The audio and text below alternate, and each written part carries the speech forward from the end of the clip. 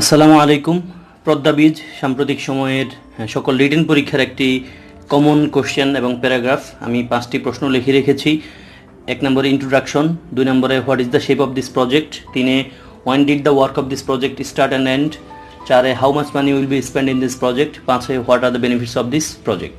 আমি ইন্ট্রোডাকশন হিসেবে লিখেছি দ্য পদ্মা ব্রিজ, কমা দিয়ে the most challenging construction project in the history of Bangladesh.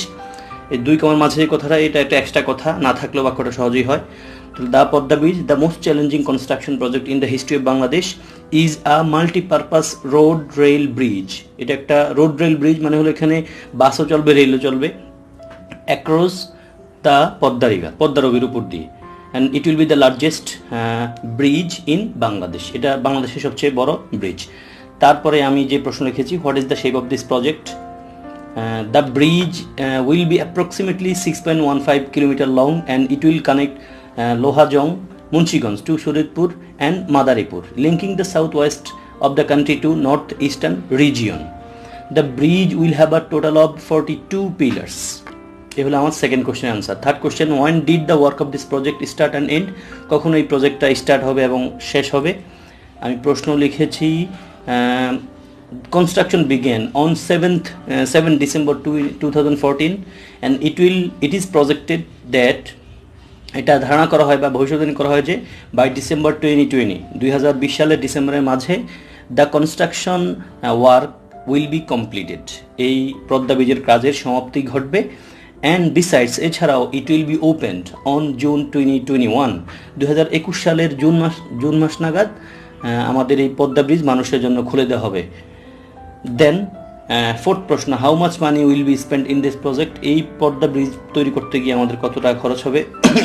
The total cost in this project is 301.9 billion BDT, মানে এত billion Bangladeshi টাকা।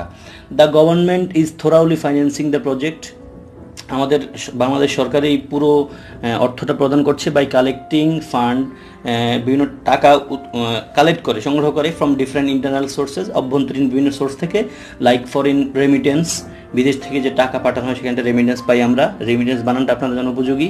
Imposing tax on daily প্রোডাক্টসের উপর সাম্প্রতিক সময়ে খুব বেশি ইম্পোজ করা হয়েছে ট্যাক্স অ্যান্ড সো আর অনেক উপায়ে সরকার এই পদ্মা ব্রিজের টাকা কালেক্ট করছে।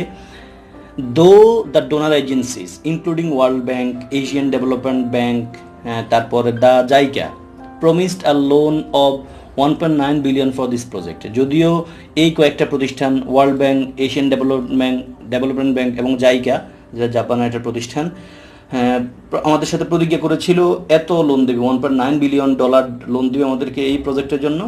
দ্য লোন ওয়াজ ক্যান্সেলড, তারা লোনটা বাতিল করে দিয়েছে due to corruption allegation against our ex, আপনারা জানেন কমিউনিকেশন মিনিস্টার যিনি ছিলেন তার বিরুদ্ধে একটা ডিউ টু করাপশন এলিগেশন, দুর্নীতির অভিযোগ আনার কারণে ওনারা এই 3 প্রতিষ্ঠান যে লোন দেওয়ার প্রতিশ্রুতি দিয়েছিলেন সেটি থেকে ওটিকে ওনারা ক্যান্সেল করে দিয়েছেন। দেন ডিউ টু পদ্মা ব্রিজ আমাদের উপকারিতা কি আসলে, what are the benefits of this project, এই প্রজেক্টটা হলে আমাদের দেশের মানুষের উপকার হবে কি, বা ওই অঞ্চলের মানুষের কি উপকার হবে। আমি লিখেছি ডিউ টু দ্য পদ্মা ব্রিজের কারণে বা পদ্মা ব্রিজ এস্টাবলিশের কারণে time and money will be saved, সময় এবং টাকা বাঁচবে। As people don't have to wait for ferry for a long time, অনেক সময় ধরে মানুষদেরকে এতদিন ধরে যে ফেরির জন্য অপেক্ষা করতে হতো এটা এখন আর করতে হবে না। ইনোভেশন, এছাড়াও people will get the opportunity, মানুষ সুযোগ সুবিধা পাবে to move easily and quickly. More over, আরও একটা কারণ বলছি, সুযোগ সুবিধা বলছি, the connection among people of different districts, বিভিন্ন জেলার মানুষের মাঝে যেই সংযোগ উইল বি ইমপ্রুভড, বা বেড়ে যাবে, which then leads to economic progress, যেটা আমাদের অর্থনৈতিক উন্নতির দিকে ধাবিত করবে। ফার্দার মোর আরেকটা উপরে বলছি benefits, the south West part of the country, আমাদের দেশের সাউথ ওয়েস্ট পার্টটা উইল গেট চান্স, একটা সুযোগ সুবিধা পাবে, টু বি এনলাইটেন, আলোকিত হতে, কি দ্বারা, with modern technology, equipment and privileges. এই ছিল আমার পদ্মা ব্রিজের অ্যাটেম্পট।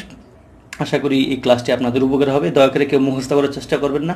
এই 5টি প্রশ্নের উপর বেস করে আমার সেন্টেন্সগুলো আপনি খেয়াল করুন, দেন আপনি নিজের মতো লিখে আমার সাথে মিলাতে পারেন। আসসালামু আলাইকুম।